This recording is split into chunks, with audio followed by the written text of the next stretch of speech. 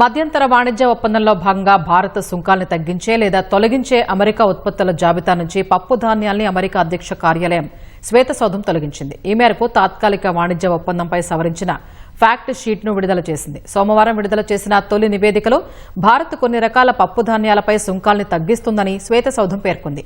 అయితే మంగళవారం విడుదల చేసిన సవరించిన నివేదికలో ఆ ప్రస్తావన తొలగించింది.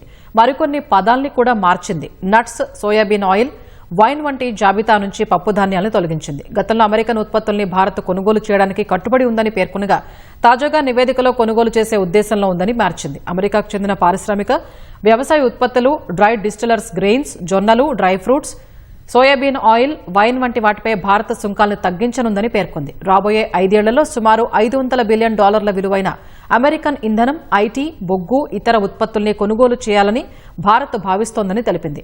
గత వారం వెలువడిన ఉమ్మడి ప్రకటనలో కూడా పప్పుధాన్యాల ప్రస్తావన లేదు. వైట్ హౌస్ తన తాజా సవరణ ద్వారా ఆ ప్రకటనకు అనుగుణంగా మార్పులు చేసినట్లు కనిపిస్తోంది.